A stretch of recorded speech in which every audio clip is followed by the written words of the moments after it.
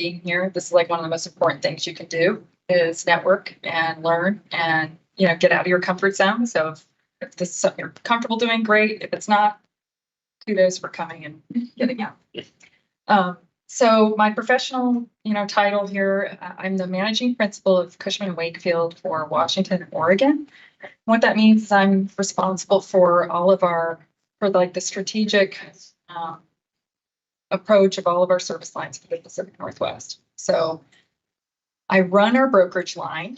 This is always kind of curious. Everybody wants to know how it all works, but I run our brokerage line specifically, and then I matrix with all of the other service line leaders to come up with our approach of how we're gonna manage things for both markets. And Oregon's actually a new addition for me. I just was promoted to take on Oregon in April. So that's been kind of an interesting new thing for me, just taking on multi-market and figuring out where I need to be all the time, and how to drive both of our markets forward. But we've had a lot of success. Previous to me moving up to Seattle, I lived in Salt Lake City for 20 years. And I've been with the same company, Cushman and Wakefield, for my whole career, so 18 years. So I'll tell you how I got started. So I like a lot of people who get into, well, maybe now, I mean, some of you are in the MRED program at University of Washington and actually have degrees in real estate, which I think is just awesome. When I went through, there was no such thing. And actually I grew up in a household, my mom and dad were both in the sciences, and they both wanted me to get a job with benefits and safety and security. That's what I grew up with. No entrepreneurial kind of folks. This was so I was going to be a dietitian. That was my passion. Okay. So I went to Virginia Tech. I graduated with my degree. I thought I was hot shit. And I moved out to California because my parents were out there. My dad was in the military. So we moved a ton my whole childhood, which kind of probably plays through in why I've taken as many risks that I have and a lot of resiliency I've had in my life. So I moved out to California. I start my dietetics career at the hospital. And I hate it. This is not what I signed up for. I thought I was going to be I don't know what I thought, but it was not that. And so I was pretty frustrated because I had to move back home, live with my mom and dad after being all on my own for 4 years. And so I had a friend of my mom's actually came out to visit us, and she said, well, if you're not happy, you should be a Delta flight attendant like me. And I'm like, well, that's not my life's path. And but then I had to think about it and go, gee, it sure would be nice to be independent, get out of my parents' house, see the world, just the whole thing just kind of sounded interesting. And so I did it. I actually applied to Delta Airlines, made it through the interview, made it through the 8 weeks of training where you live in a hotel in Atlanta, Georgia with somebody you don't know, and you're woken up at 2 a.m. and you have to do all these trainings. So I have an immense amount of respect for flight attendant job. And so then I became a flight attendant. And I got based in Salt Lake City, Utah. Didn't know a soul, moved out there, and I flew for Delta for 7 years. Well, so then, as life happens, I meet my first person. And my first person ended up being a very, very important person in my life professionally. She was very encouraging me to try things. And she was a lawyer. She had her own law firm. She was very successful. And what she taught me that I didn't get from home was I could do anything I wanted to do. And so the first thing she said is go get your real estate license. So I did. I didn't know what I was going to use it for. She said, just get it. So I'm flying this whole time, this whole playthrough. So I get the license. And then she says, why don't you start a property management company? Because you could probably do that on the side while you're flying. So I did. So I started this property management company. And because I had a few opportunities, this is where you have to lean into stuff you don't know. But I had some connections that I had to work hard at, and then I had to act well on. I couldn't mess up. So I got exposed to this lady named Jana Potter, and she owned the Silver Queen hotel, boutique hotel, right in downtown Park City, Utah. And she said, "Yeah, Alison, I'll be your principal broker." So I used Jana, and I started my business. And I was good to Jana. She was good to me. And I ran this little business, it was small stuff and duplexes, triplexes, stuff like that. I hated it. I'm not handy. I I don't want to be woken up, doing the, changing the light bulbs and whatever, the plumbing and all that stuff. But I learned a ton about how to run a small business. At the same time, my partner says, "Hey, do you want to run a nightclub?" I'm like, "Oh yeah, I could do that." Like I knew anything about running a nightclub. But there was only one nightclub in all of Utah that was for lesbians. And so it was like we were going to open a competition. And wouldn't you know? So we partnered with these guys who owned a nightclub. I learned so much about the bar business, and we only ran it on Saturday nights. I made more money. I knew what to do with. This is like I'm 20, 3 years old or something at the time. And I never need to do that again, by the way, but I learned a ton about the bar business. And then after that, she says, "Well, why don't you get your financial planning licenses? You could make a lot of money selling life insurance, mutual funds, do the financial planning thing, whatever." So I go and I get all those licenses, the 63, the 65, my life insurance license, the whole thing. And, I made some referral income off of that, but I was not passionate about selling mutual funds or life insurance plans. It just didn't speak to me. So then, come full circle, I'm still flying this whole time. And she says, there's all these commercial real estate brokers I have as clients. I didn't tell you she's a tax lawyer. Okay. So tax attorney, they had paid their taxes. So they were coming to see her. She goes, "If these guys can do it, you can do it." And I'm like, "What's commercial real estate?" So I had never heard about it. Didn't know anything about it. Thought, it was residential. And so I start looking around, and I will have to say, in another lifetime, I probably should have been an urban planner, because I have been looking at cities and I know exactly where I am in the world at any time. Like just orientation wise, I know how cities are built. I'm really into it, So I end up interviewing with Cushman and Wakefield in Salt Lake City. And it was the best firm. It was a boutique firm at times called Commerce. And but it had all the best people, had the best culture. They were the most inclusive, especially in Salt Lake City, which was not as inclusive of an environment. I felt really seen there. And I got started with office leasing. So I was leasing, sales, I did some tenant rep, but just anything to get my name out there. It's kind of, it's a smaller market, similar to Portland actually. And that's how I got going. Yeah.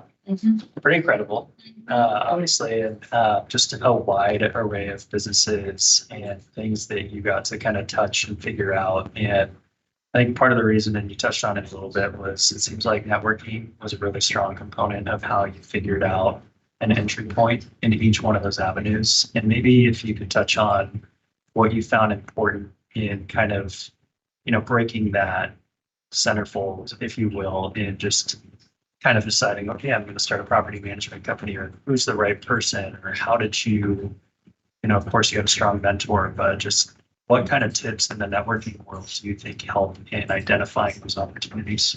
That's a great question. So, so let's say like when I first approached my business, and something I see a lot now, but like I looked at it as like I was starting my business, right? I was going to put everything out there. So anyone who I had collected as a potential contact or a friend or a colleague or whatever, they got a personal letter from me, they got a phone call from me. This is the 2005. And I took myself really seriously. I say like, it's like, no, I don't take myself seriously, but I took myself really seriously of like how I wanted to present myself. This was my business, and I felt so good about the decision I made going to brokerage and how I could help. And so I started kind of like I maybe it's the fake it till you make it, but it was like, I just took myself seriously. And I always knew, this is one of the things I'll talk about, but like I built my network within the company really early on. So I knew I didn't know anything, about each of the different, product sectors and all that kind of stuff.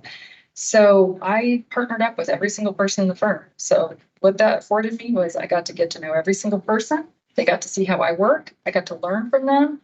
I didn't care what kind of commission I made, and people, I would hear back then, it was like, "Oh, so you're giving away commissions. How are you going to make it? Blah, blah, blah." And I'm like, I think it's best if I can just learn as much as I can. But like where I would say, like, and it's something I want to talk about, because I think about this a lot, is and I'm going to harness Carla Harris here. Are you guys familiar with Carla Harris?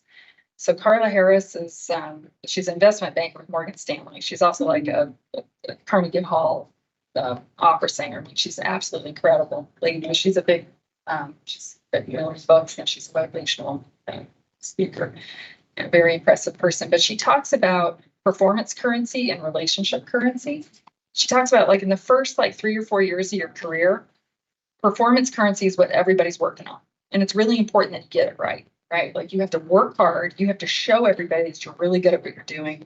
You have amazing product. And it goes from like $1 to $1.50. And so performance currency kind of tops out at $1.50. And it's great. And you need to do that. You need to perform at that high level. But then after a while, performance currency actually starts to diminish and your value goes down the longer if you only focus on your performance. So then comes relationship currency, and relationship currency is actually worth like 225. And relationship currency never goes down in value. So what ends up happening is you need to start, I should say, network with everyone who's in your organization. They need to know you, like not just your boss or just, the person who, if you're in a salaried role, if you're in a broker role, they're actually kind of the same thing, though you might get paid differently. But you need people who are going to be looking and watching out for you. We call them sponsors, right? But they start as people in your network at work. And you get really tight with them. They need to know how you work. They don't need to actually like you, but they need to see your value. And the relationship currency, something that I think I actually did really well at early on. I didn't know any better why and what I was doing. I'll just tell you that. So if you feel like, gosh, she got it all figured out.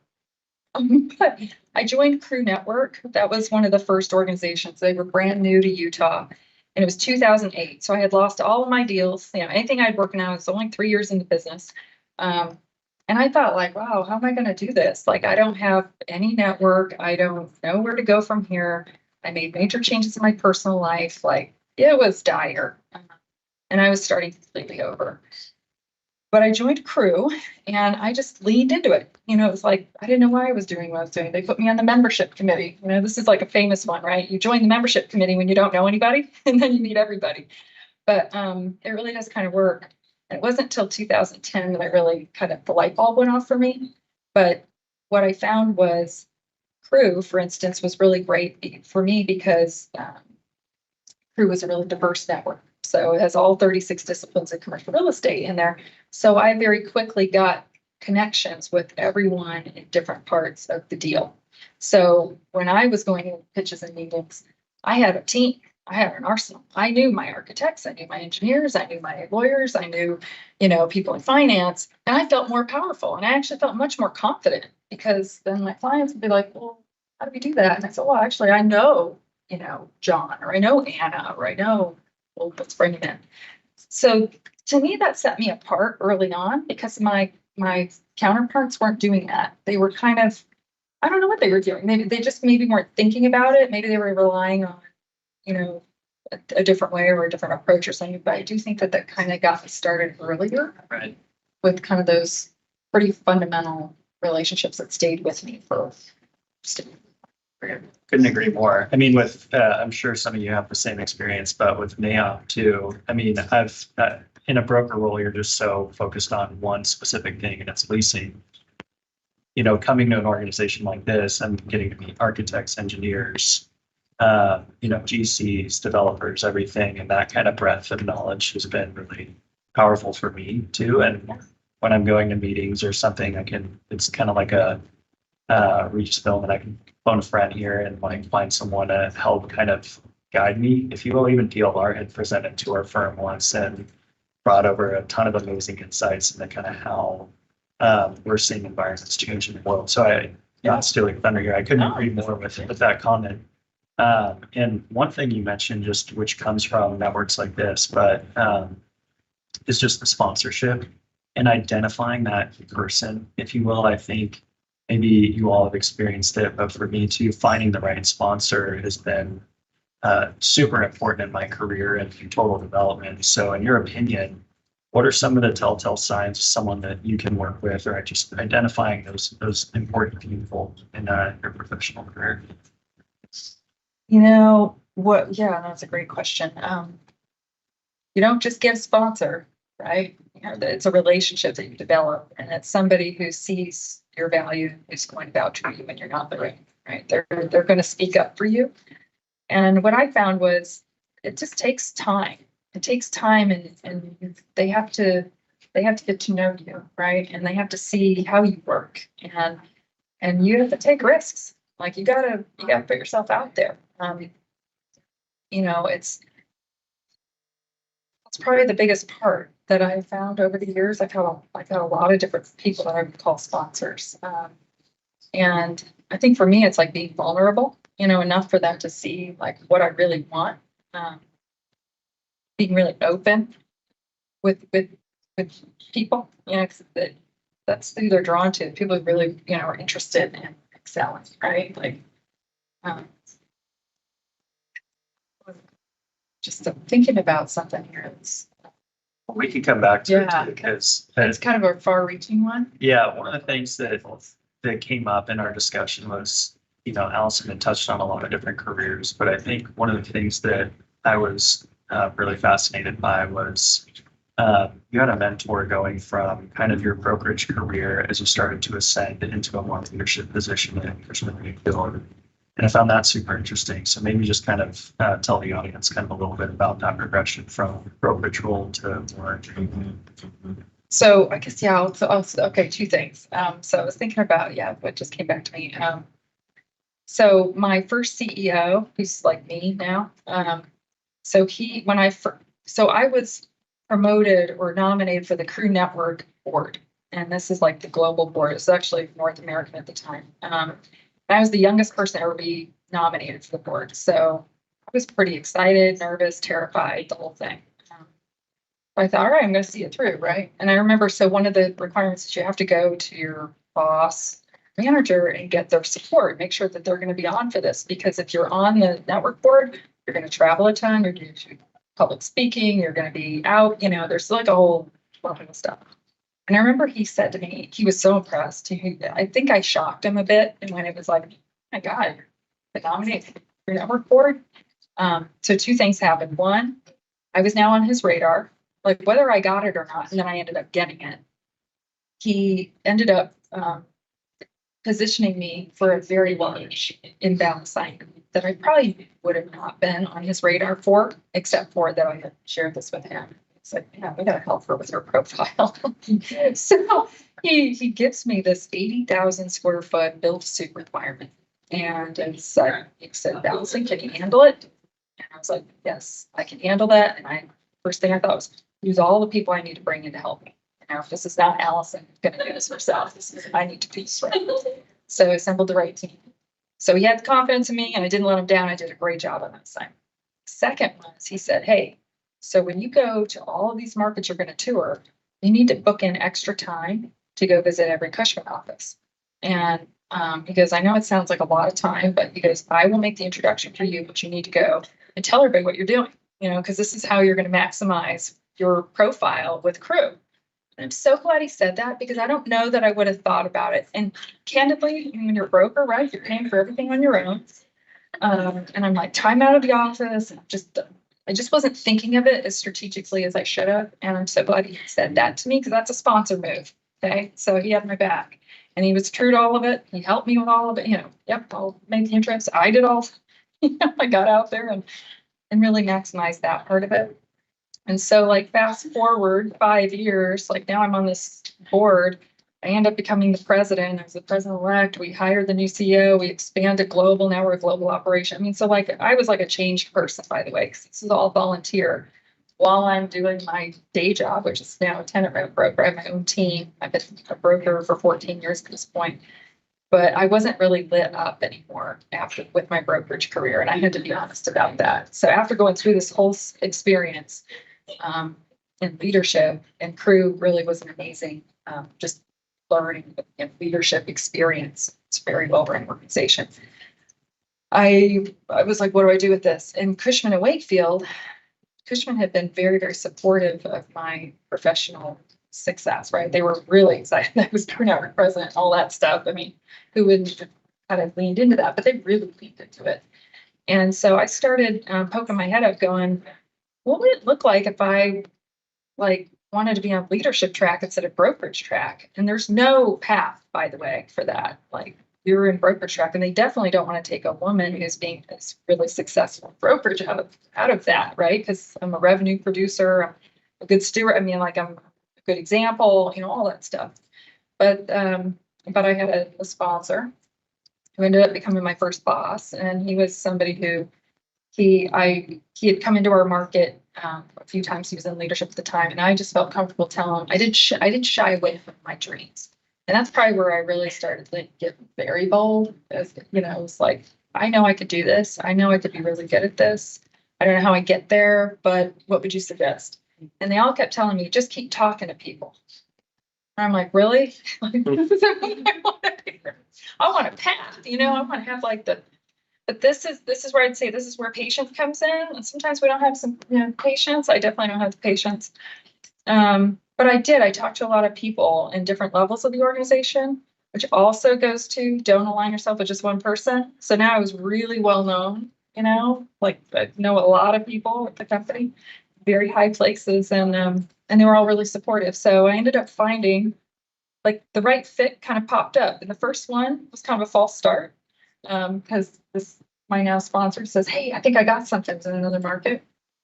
And I got all excited about it. It was actually Las Vegas. And I go home and I tell my wife, I'm like, okay, baby, I'm thinking Vegas. She said, you're not moving to Vegas. There was no part of anything that wanted to move to Vegas. But she goes, you know what? I love that you're so excited about this. And this is what, having who are the people in your life that help you, be your best. And my second person, my forever person, she and I have been together 13 years, and it's been extraordinary 13 years. But she said, okay, I get it. I think you need to think about this, And she goes, we can move to Vegas if that's really what it is. And then 2 weeks later, he called me back. He said, that's not the deal. Sorry, false start. I was like, oh, good. Now I'm on their radar, right? Now he really wants to help me. And I don't need to move to Vegas. So I ended up getting the role in Salt Lake City, which is where I had spent 14 years as a broker. And I'm not going to lie, it was extremely challenging. So imagine for anyone who's taken over a leadership role in the place you were raised, and we were in a position, or our firm was in a big change management because Cushman actually acquired Commerce Real Estate Solutions. And so there's a lot of stuff. We call it making sausage, but there's just a lot of stuff that happened during the next couple of years that I would say made me the leader I am today. But I don't know that I want to go through it again, but it's what you learn. I really, there were a lot of challenging things that came from that, but I'm extremely good. And then moving up here and having the complete opposite experience where I feel like there's been a tailwind at my back, and the community up here has been extraordinary, so welcoming. And then the team that we're building we just have really good people. And so now I get to exercise different leadership skills, which is when you have that kind of support, you have some tailwind, you can take more risks. And so I always say, like, you learn through adversity, but you also have to have those opportunities to learn if things are good. So yeah, I'm constantly learning. I mean, every day we're learning. Yeah. So maybe peeling that back a little bit more, the skill sets, and I think kind of conversely now, looking downward at how you can help foster younger leaders in the organization. What are some of those traits or characteristics that you try to impart on them from your career as they try and grow from? Yeah, that's great. You got to get really good at something. Like, I think what I find sometimes is people are so rushed to get to the next thing that they forget you got to do the work. You got to get really good, like we were talking about financial analytics, or how to run, a pro forma, or, how to run that process so that when people know that they're working with you, they know exactly what they're going to get from you because you have a standard of how you're going to do it. And that takes consistency and time. And I think sometimes people are just rushing to get to the next thing, or they're maybe, I always emphasize quality, not quantity, and kind of slow it down a little bit. So, but I'm a big proponent. I always say it, if you didn't have the real estate, you don't have the real estate background, get into the CCIM courses, take them. They're wonderful, but get that background. Any leasing agent who doesn't understand how investment works, because I've actually run into a lot of folks who just didn't get that. That's a hole in their resume or their acumen. You need to get knowledgeable on that stuff. You need to really understand. That's what commercial real estate is. It's investments, right? And the leasing is the building blocks of that. So for brokers, the context. And it's like, I think back to, don't ever pass up an opportunity. Like, even if you don't think it might not be the biggest thing that you're going to work on, but you never know where it goes. And I had 2 occasions when I was new or younger, or whatever. I had, all I wanted was get my name on a building. Okay. And I wanted to control the whole asset, not just a couple of with floors in the building or something like that, but the whole thing. And so I had 2 opportunities. They were both these historic buildings downtown Salt Lake City. And one of them, so both of them I pitched with this guy in the firm, and candidly, he and I looked good together. Okay. I don't know if we were really the right match, but we looked good together. And I was like, well, let's try it. Right. So we started winning business. I was like, okay, this kind of works. And sometimes it's as simple as that, you got to try people out, see how you work with them. So he and I got both these buildings. One of them, the one historic building, we worked our butts off on that building. I'm so proud of it. Did a great job, great advisement. And the owner, we brought him like this big law firm. We did the whole thing. We did everything right. And then he didn't pay us. And, and I'm like, what do you mean? I did everything right. We have a contract. The whole thing. He said, well, I don't have the money to pay. And these are those tough, right? Like those moves when you go, well, what am I going to do now? It doesn't feel good. And so, you know what I did? And of course, then my principal broker said, don't do that again. He says, he goes, well, Alison, I'll pay you, I don't know, it's going to be a fraction of the payment. And then, and I'll get you the rest, in like 6 months or a year from now. And I was like, no, it's not going to work. I need the whole payment. This is the terms. So he sends me the check anyway. And I sent the check back. And that's what the principal broker said. He said, no, you should have just accepted the money. We could have figured it out. I'm like, okay, all right, let's learn. But I fired him. We ended up having to sue to get the commissions, or I don't know what it was, but it wasn't great. But I thought, I know my value and I can't continue to work for him. He didn't see my value, even when I did it right. The other one, on the other hand, this was like a generational type building. And I would love to tell the story because it's got a really cool ending. It's called the Crandall Building. It's on the hard corner of First and Main in downtown Salt Lake City. It's been there since 1893. It was the tallest building, west of the Mississippi before the Smith Tower, right? That kind of thing. But anyway, so this was like a family, Crandall family. Bob bought it, his father, in 1955, and then John bought it. He was going to help Bob, and and then I come on board to help the whole change of. And so talking, you're working with families. Bob didn't want change. Bob liked doing it all himself, and the building really needed help. It's this old vacant retail space. It could be something beautiful. It's literally the hard corner of what's now, it's called the City Creek Center. The Mormon Church owns it, but it's this amazing retail, mixed use office complex in downtown. It's 2 full city blocks, and the Crandall Building sits on the hard corner of this entire project that's privately owned. So they had a gem, and but they didn't know how to get to where they needed to go. So I helped them, and our team helped them. But like throughout all this process, I didn't know how to stand up for myself as a broker. I was so focused on just trying to do the deal and be perfect with everyone. And I kind of was getting pushed around. And the client, the son or whatever, he was kind of a bully. And I remember when my heart was just like, every time the phone would ring, and I'd just be like, oh God, it's him again. I don't know if you guys have had experiences like that, but it sucks. It hurt, it's like, ugh, you get sick to your stomach. And so finally one day he called me, and I had it, and I thought, I can't continue to work for him.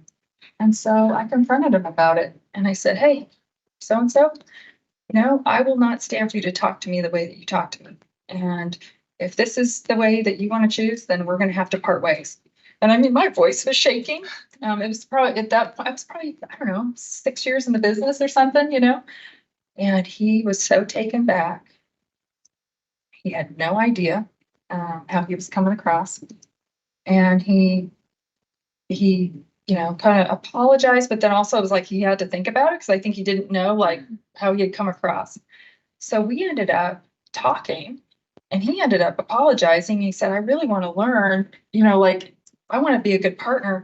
And we ended up working together for like 12 more years or 12 years total.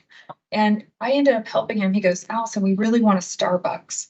And I'm like, well, I don't know how I'm going to get a Starbucks. I mean, it's not like they grow on trees, they're not like here. So, but we got him Starbucks and it was the highest grossing rent on, First and Main at the time on Main Street. And we transformed this property and Starbucks was great to work with. And there was a lot to do there. And then on top of it, then we attracted Cotopaxi. And if anybody knows Cotopaxi, so Davis Smith, who's the no longer CEO, but Davis, I do the deal with Davis, and we actually put the entire headquarters of Cotopaxi in the Crandall building. And so we transformed the whole building to accommodate them. And it had so much hair on this thing. But I think creativity, thinking outside the box, long-term relationships, trust went a heck of a long way because there were so many different things that we had to address, that I don't think we could have done had it just been like some kind of little, like I was invested. I know that. I mean, it's been years since I've, really thought about that building and obviously worked on that building, but I'm so proud of that. And when you think about First and Main, it's the highest grossing store for Starbucks, in Salt Lake City. And that happened. It's placemaking, it's community making, like everyone knows it, right? I'm so proud that like I got to help create something like that. Yeah. That's why we do what we do, right? We want to impact our cities. We want to. Landscape. Yeah, we do. Well, it's very cool, and a lot of really good wisdom too that comes from it. I think one of the things, just taking a step back now too, and shifting gears, is your background and crew, and kind of your development of women in the commercial real estate world. And I really wanted you to talk about that and just kind of your experiences with shaping that for throughout your career. Yeah, no, happy to. So I shared with you that I got in crew originally, just it was a new organization and I was kind of drawn to it. I didn't really know much about it. And what I learned from it, so I think what I learned from it, so when I went to my first convention, it was in 2010, I saw 1,500 professional women that looked like me and they looked like what I wanted to be. Now, I have to say, I've never seen that image anywhere else in commercial real estate except for in that venue. And you do have to see it to be it. And when you're always constantly not in that environment, it's harder on your confidence sometimes, And so for me, when I saw that, I was like, oh my gosh, okay, I see this. And what they kept talking about was being a market leader. How do you, what does it take to be a market leader? And so I came back to Salt Lake City, Utah going, yeah, what does it mean to, like, what can we do to be a market leader? And I had to start looking around going, why are all the women sitting in the B seats? And I call them A seats and B seats. It's nothing more than, it's just, why were they in the B seats? They were highly accomplished, smart women, but they weren't in those leadership roles. And so I kind of thought, I think it's because we need to draw a market presence to us. We need to create opportunities to be seen. If you don't see them, you don't see it. And so that's kind of how I got so passionate. It didn't take long for Utah. It was like, we want her to be our next president. I had never served on a board before, but I thought we could do this. And why I'm so passionate about it is I look at how far we've come, and the industry has changed, but not far enough. There's still big gaps, and we do our best work together when we have diverse perspectives, when we see everybody just for being who they are, right? When you don't see all that, or when you recognize and celebrate that we have different lived experiences, we're going to bring that into the conversation. But here's something that I've noticed in leadership that has been kind of striking for me. that I didn't anticipate was I always had a really good relationship with my manager, the CEO I was talking about earlier, right? I trusted him, and I always felt like I could go in and talk to him about whatever, and I always brought him up to speed what I was working on. Oh yeah, Mike, I got this project, this or that, whatever, or just new stuff. I trusted him. What I notice now is the men in my organization will come talk to me all the time. They talk to me about all the things they're working on. They talk to me about what they want to do. They talk to me where they want to go. I mean, it's great. Like I feel very invested in them. I understand them. I like them. I want them to succeed. I want to know what I can do to help them. The women don't typically do it. And it's a weird thing to me. And I don't think I'm going to say, I don't think it's me in this instance. I think we're, as women, we don't tend to be as cultured to say, oh, I'm going to trust and go to my manager and fill them in on everything. Or what ends up happening, and there was this study done a long time ago that in our firm actually that showed men and women when surveyed, it was like a office environment. It was like, well, do you feel like you're connected with your female colleagues? This was posed to each gender. And the men would answer and say, I feel like the women in my firm, I like them a lot, but I feel like they only speak up or say anything when they actually get a deal done. Like I never hear from them. I don't know what they're working on until like they come into the office meeting and then they say, okay, well, I got the big 100,000 square footer done and yeah, it's all done and boom, boom, boom. And they, celebrate me now. But they didn't share anything along the way. Whereas, and then the women would say, well, I feel like the men talk all the time. They're always talking about them. And they got nothing, whatever. And why, so they're not, so there's a disconnect there. And what we kind of found out was basically, I think, a little difference in gender, but the men felt like they were on each other's journey and path. You feel each other in, you know what's going on, you're in the trenches together, right? So when you get the deal done, everyone knows, oh man, Dave, oh, great job. Yeah, it's great. Yeah, I know how hard that was for you. And you've been working on it. So they feel invested. So what I took from it was I need everyone to know what I'm working on. Like I'm never going to let an opportunity pass me by when you're sitting around the table on the office meeting and they say, hey, Allison, what do you have to share? I will never say I have nothing. And it's so acute to me now because when I hear it come up, because I go around the room, I give everyone an opportunity to speak at my firm. It's very much in our culture. This is not like a top-down thing. This is everyone has a voice. And I want to train them that their voice matters, right? And so when I hear people go, I have nothing, I'm like, oh my gosh, you don't understand. That's what everybody hears from you is I have nothing. And of course you have something. So be prepared. That would be like go into your next meeting, and even if you don't know what you're going to talk about, you go get the Puget Sound Business Journal and you read something, okay? And you bring it in and you say, hey, I don't know if anyone noticed that article today. Bring something with you. Don't ever pass up an opportunity when someone says, what do you have? And so I would say that's something I've really learned. It kind of keeps me going too with like, there's so much there that if I can be a good example or if I can help, open doors, I'm already want to do that for both men and women. But I hope as an example of a woman in leadership that people feel like they're seen as well, Yeah. they want to do. Great advice. With, I guess, same vein here, just thinking about the future of C&W, what kind of programs or ideas are you bringing to the table for DEI and just in general, kind of the future of Cushman? Well, a couple things. So one thing that I'm really proud that our firm's doing is we've launched an associate broker program. And I wish it was bigger than it is, but we're starting where we're starting. But it's really cool because it's a 3-year program. It's a salary. So it's salary and commission. Salary the first 2 years, salary and commission eligible the first 2 years. And then the third year is like 50% salary, 50% commission. And at the end of the 3 years, and the cool part is you're not part of any particular team. You are you're part of the office. So you're going to learn from everybody. It's structured. So there's like an actual training program and you're connected with your cohort across the United States.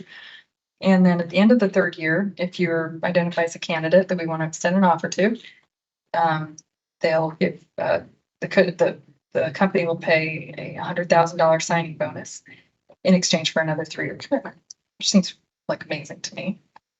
And so we've got it launched in like the gateway cities. And so of course, you can imagine I'm all about getting it here in Seattle. So I'd like to get that rolled out. We had to postpone last year just because we want to make sure which big launch we're launched, for the long term.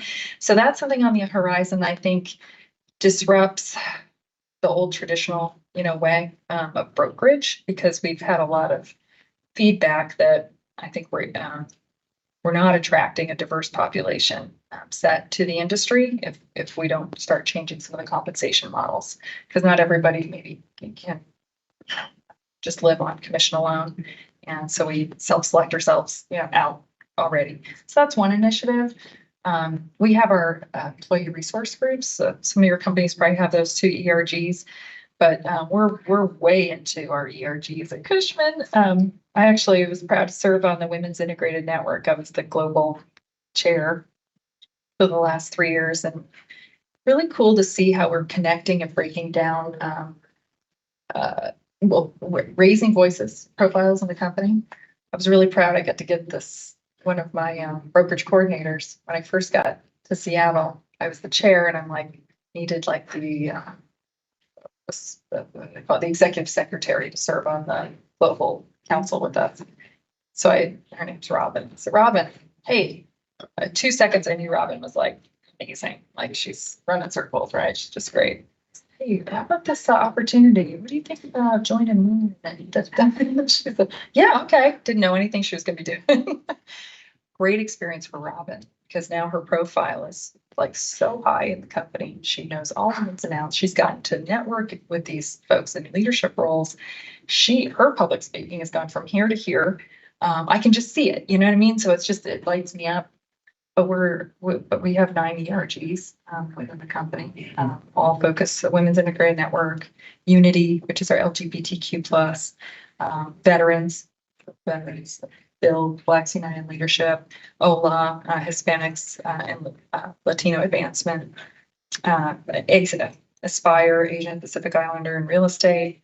I know I'm forgetting. Oh, CWFL, our Future Leaders, Parents and Caregivers Pact. So that one became really popular during the pandemic, and really just offering that support to people who, who have aging parents, who have childcare, who have all the different things, just ways to connect in the company.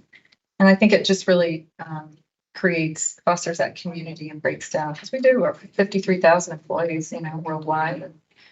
So it can feel like a big company sometimes, but right. That's been really good. And our women, we now have our first CEO, female CEO, Michelle McKay, who I know personally, and just couldn't be more excited about her leadership vision for the company. But just fostering that environment, there are 40% of our women, or board of directors are women, and 50% of our managers are female. So we have made a lot of strides in that department. It's not like a panacea and it's not perfect, but it is definitely night and day. Yeah, it feels good. Well, that's great to hear.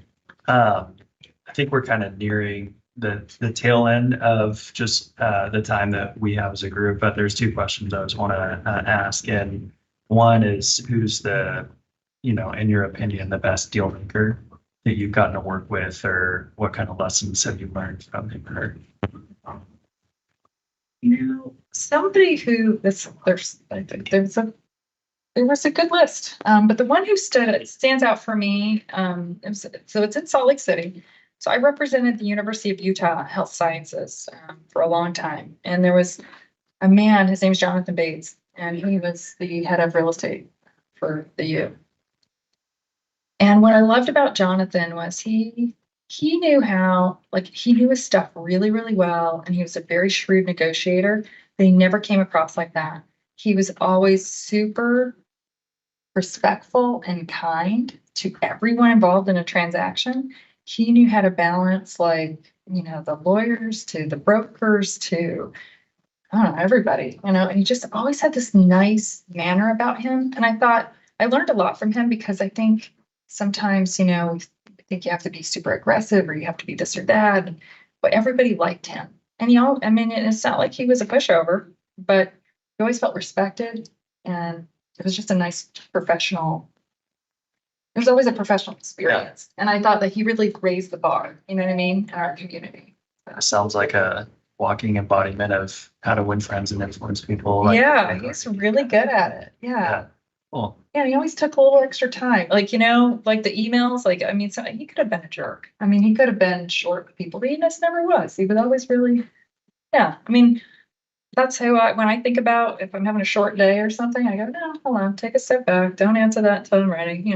Take a minute because that goes a really long way. Great. Well, last one, and then we'll do a quick Q&A after this too, for those that have questions, and then we'll have a full networking happy hour afterwards. But what is your take on the future of the Seattle market? Intended to be broad, just where we see the market going and your perspective on things. Yeah, so I'm very bullish on Seattle. I mean, there's so many fundamentals here that are good. I think we need to be positive about it, right? Lean into it. I think we're in this crux though. I mean, some of it's just worldwide, like in general, there's a lot of change happening out there. And I think Seattle, because like you think about, I was talking to you guys a little bit about AI, before we got started here, and like we're surrounded by coders, but we have so many fundamentals here between the workforce, the pride in being in this community, technology, the aerospace, you name it, all of those are still intact. Life science, right? And I think if we look at ourselves as the innovators that we are, we can actually catapult forward. It's going to be tough the next year or so. Yeah, I mean, it's going to be tough. It's not, we're not going to like, and I think actually the way where you guys can really lean in is that think about ways to innovate how you negotiate. Think about ways now that you can get in front of your clients that no one else is thinking about, right? Because they're tired. Like this is where I see there's going to be a lot more change in the next year or two. And there'll be changes to our business in general. Being curious, taking advantage of that, lean into the fact that we're Seattle and it's a tech market. So like put that on your business card that you are tech, whether you are or not. Start thinking about like how you're engaging with that kind of stuff. I think that's something that we uniquely have here. I mean, industrial, strong. Office will come back. We're not going to see any new building, that's something. So I think that's where it's like, okay, probably now there will be an advantage for occupiers that haven't been able to get into some of the nicer buildings to start taking advantage of that, thinking about how you structure TIs, right? Like we need to start sustainability, using that in everything that we do. Of sharing with some, using as a mindset and setting yourselves apart. That's where I think we can take advantage of it. But Seattle's, at least I love the new mayor. I think that he's doing a great job. I think he's got a lot to work on. It's like endless. But there's been a lot of progress. When you look at all the West Coast cities, Seattle's making a lot of good moves. We have ways to go, but yeah, I love it. Yeah, a couple of us were talking, but it's the survive till 25. Yeah, I've heard that. It's like it's just a couple of years away, but I couldn't agree more. The fundamentals are strong. Well, and you know what? People are making money, and like it's brokerage. I mean, people make money in down markets and up markets. And actually, it's now these are the times when like we get smarter, because when times are good, we've all got a little lazy, complacent, just don't have time to think about, well, I'm actually going to innovate my business.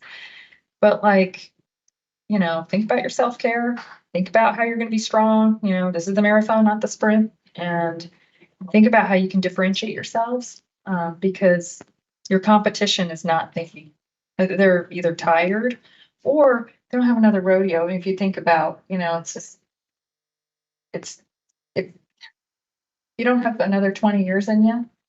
The next 5 are probably like, oh, I want to learn all that, right? I mean, I think so. I think there's just some natural progression there that people who are in your phase of career can really lean to and take advantage of, and definitely don't think that you have to have the gray hair at the table. I just don't see. I think teams are going to win the day. I think thinking around the corner, being humble, and saying, I'm going to find out. You got to be the hardest worker out there. That doesn't change. You do have to work hard. And, don't be afraid to be geeky. I always say that too. Like, I don't know, it's just like, be geeky. Be the one who's like, yeah, okay, good. Yeah, I'm doing it my way. I like it. I've always done that. But, yeah. Well, thank you, Allison. You're welcome. Really you. appreciate your time and for all of you attending. I did want to open it up for maybe just a couple of questions for those that have any. Yeah, go ahead, Tony. I think if you've been in the business a while, not every relationship stands, right? How do you navigate one that goes sour?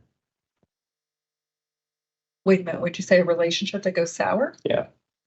Okay. You mean like one that like me and somebody else didn't get along? Sure. Okay. So gotta be the bigger person. And I had an experience with a broker in my office, and he totally screwed me over. He totally did. I mean, it was just, I won't get into all the details, but it was like, wow, I can't believe he did that. Like I did all the things I, thought to do. I included him in the deal, and then he did. And I confronted him about it, and I was like, why'd you do this? He admitted why he'd done it. And so I thought, I have some decisions to make on that one. And so I let a little time pass, but I was just honest about the situation, and I didn't shy away from it. And then I allowed him to be a human being. And, he came around, and it's probably a year later or something. And he said, hey, I want to apologize about the way I handled that. And he goes, I'd really like to try things over. And I thought, all right. So I would say, don't hold a grudge. You can't let the stuff weigh you down. It's whatever makes you lighter, do that, move forward. You never know what's going on with somebody, So in that context, we actually repaired our relationship. We actually worked on some pretty cool deals, going forward, and we had trust. Crazy enough. But we had trust, because after that, it was like, all right. But I was the bigger person to say, all right, I'm willing to let that go. I would say this, especially commercial real estate, very small community, so whatever you do, just always think about that. Like, don't burn a bridge, and if somebody's burned a bridge, you be the bigger person. You just let it go. I actually counseled a broker on that the other day. I was like, well, I should tell him that. I'm like, is it really going to change things? And he said, no, it's not. Well, you just leave it alone. You'd probably feel better. I told him, go have a beer. Just, let's let it go. Love that. Yeah. Just take a beat. Just take a beat, because it's always better in the morning. You're never going to react. If you find yourself reacting, just walk away for a moment. It always gets better. Well, good question. And very That's a good really good advice. question. Anyone else? Maybe one or two more, and we can. What are maybe some of the characteristics of the best brokers in terms of top grossing brokers, besides hard work? Small little nuances that they have to their business, how Yeah. they interact with people. Yeah. I don't know, their customer relationship management. I don't know. Yeah. What are some of Oh, yeah. things in common that Yeah. you've seen in those people? Yeah, no, it's a great question. So it's actually, they are, what I would say is our top producers are ultimate professionals. I never worry about this. By the way, I never worry about that they're committing an ethical violation. I never worry about that they're committing a legal violation. They're always by the book. They always they take care of people in the organization. They're just a consummate professional, and day in and day out, and they know their business day in and day out, and they also bring people with them. I would say that's our top talent. They just don't, it's not small ball, and it is pretty consistent that way. So I'd say if you're embodying those kinds of qualities, always think generosity. I remember there's a broker that I was always impressed with him, because he would bring people, he wouldn't even tell people, but he would do the deal. And then people who had maybe touched the deal just a little bit along the way or whatever, he would include them. He would give them a little bit of a commission. It wasn't like a top, but it was something. You weren't expecting anything. I thought, wow, he's just doing that because that's how he knows to be. And class act. So yeah, our top talent, they definitely know their business. Um, always sharpening the saw, always learning. There's a balance of the relationship side, right? Like they know where they need to be. And they're constantly thinking about ways to connect other people to each other without any benefit to themselves. And that's, I think, where they set themselves apart because they know it always comes around, right? Like, it's a great question. I feel like just to add on in my dissection of that too is this goes with what you're saying is just the trust, right? And I think it goes the same with a good architect, a good GC, anyone. It's like who do you trust in the deal and that experience. And I mean, just based off what Alison said, like a good person is someone you can trust that is going to help you through the deal. So, Do you have any books you'd recommend? So the Carla Harris book, she's got a couple, Strategize to Win and oh my gosh, is it Lean? Oh gosh, now I'm forgetting, but Carla Harris. I love her. I think she's really great. The Confidence Code by Katty Kay, she's really good for like public speaking and just thinking about like how you're presenting yourself. I love those too. Off the top of my head, yeah, I'll think of a million later and be like, oh yeah. I'm a big Brene Brown friend, so I think Brene Brown. well, awesome. Thanks again, everyone. And just a couple thank yous as we're kind of wrapping up here. So again, a DLR for hosting us. We really appreciate it. Also, our sponsors, Tarragon, AMJ Development, Arco National Construction, Arcadia, Blue Line, GLY, Invesco, Kimley Horn, Moss Adams, Panattoni, Tarragon, Touchstone, and then Underwood Garland Development. So thank you all to our sponsors. And thanks again, Alison, for your time today. Really insightful, very passionate, and we really appreciate it. Yeah, Great job. thank you. The last thing I just want to say too is there is a networking event that we're going to be having at Ryan House October 5th. So please visit the NAOP website and sign up for that. Really cool opportunity. You're drinking beer outside with your friends. So so visit the NAOP website, check that out. And thanks again for being here, guys. Really appreciate it. Awesome. Well, I think there's beers over on the side. And if you guys can stick around.